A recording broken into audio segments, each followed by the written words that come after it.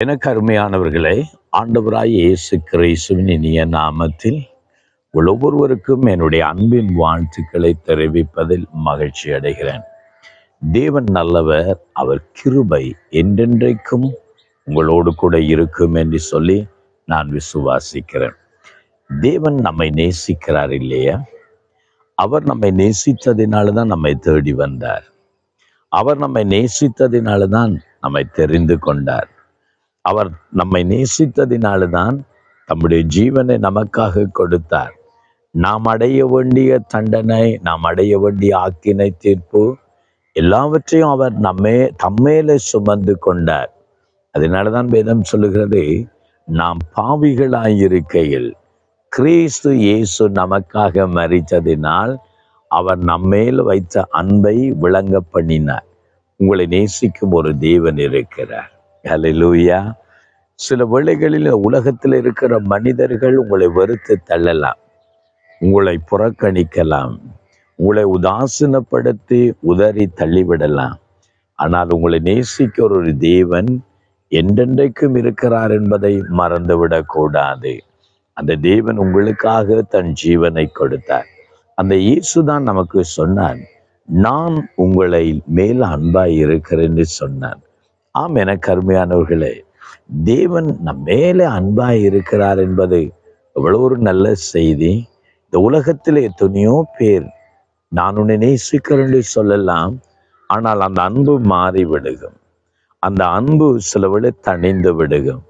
ஆனாலும் தேவனுடைய அன்பு ஒரு நாளும் மாறுவதே இல்லை. ஆமென். அவருடைய அன்பு ஒரு நாளும் நம்மை மாறுவதே இல்லை. யோவான் சுவிசேஷம் 3வது அதிகாரம் 16வது வசனம் நமக்கு இப்படி சொல்லுகிறது, தேவன் தம்முடைய ஒரே பேரான குமாரனை விசுவாசிக்கிறவன் எவனோ அவன் கெட்டு போகாமல் நித்திய ஜீவனை அடையும்படி அவரை தந்தருளி இவ்வளவாய் உலகத்தில் அன்பு கொண்டார் என்று. ஆம், ஒருவரும் கெட்டு போகாமல் எல்லாரும் நித்திய ஜீவனை அடைய வேண்டும் என்று அவர் தம்முடைய அன்பை நமக்கு தெரியப்படுத்தினார். ஒரு தகப்பனுக்கு 2 குமாரர்கள் இருந்தாருங்க. அதுல ஒரு நாள் இளையவன் தகப்பனிடத்தில் வந்து சொன்னான், எனக்கு சேர வேண்டிய ஆஸ்திகள் எல்லாம் கொடுத்துடும், நான் எனக்கு வேண்டிய எல்லா பங்கையும் பிரித்து தந்துவிடும் என்று நினைக்கிறேன். பிடிவாதமா நின்றிருப்பான், தகப்பனை போட்டு நச்சரித்து இருப்பான், சண்டை போட்டு இருப்பான். எப்படியோ அவனுடைய சொத்தை அவன் வாங்கி கொண்டான். அந்த சொத்தை வாங்கி கொண்டவன் அவன் தகப்பனை விட்டு கொஞ்ச காலத்துக்கு பின்பாய் தூரமாய் போனான்.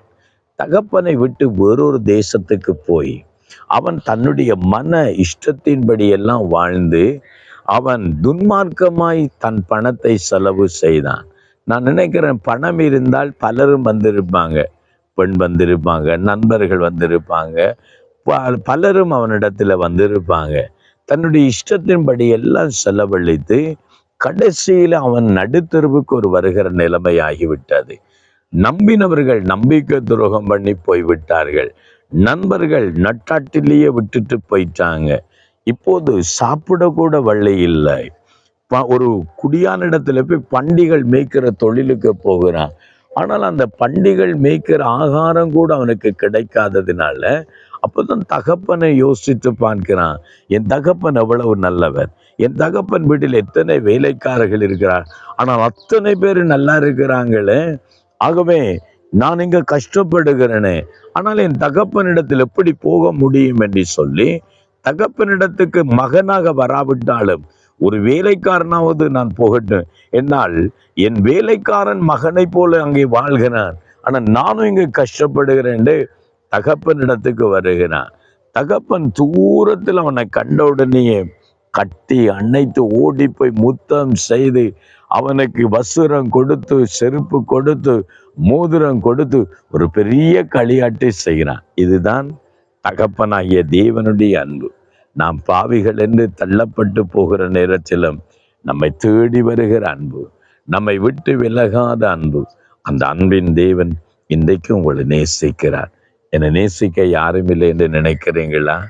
உங்கள் வாழ்க்கையில ஐயோ நான் இவ்வளவு துயரப்படுகிறேன்னு நினைக்கிறீங்களா? மனித அன்பினாலே நீங்கள் ஏமாற்றப்பட்டு கைவிடப்பட்டு நிற்கிறீர்களா? உங்களை நேசிக்கிற அன்பின் தேவன் அவரிடத்தில் எப்பொழுதும் வரலாம். பாவி என்று உங்களை தள்ளாத அன்பு, ஏழை என்று உங்களை வெறுக்காத அன்பு, இன்றைக்கும் மாறாத அன்பின் இயேசு இன்றைக்கு உங்களை அழைக்கிறார். ஜெபம் பண்ணுவோமா? கண்களை மூடுவோமா? எங்களை நேசிக்கிற எங்கள் அருமை தகப்பனே, உம்முடைய பிள்ளைகள் சுவாமி, ஆண்டவர் யார் யார் அன்புக்காக அலைந்து திரிகிறார்களோ, தகப்பனின் அன்பை இழந்து, தாயின் அன்பை இழந்து, உறவுகளின் அன்பை இழந்து, மனித அன்பை இழந்து வாழுகிறார்களோ, உம்முடைய கல்வாரி அன்பு அவர்களை தொடுவதாக, நிரப்புவதாக. பாவி என்று தள்ளாதவரே, ஏழை என்று வறுக்காதவரே, உம்முடைய அன்பினால் உம்முடைய பிள்ளைகளை ஆசீர்வதித்தல்லும். இந்த சத்தியத்தை புரிந்து கொள்ளட்டும்.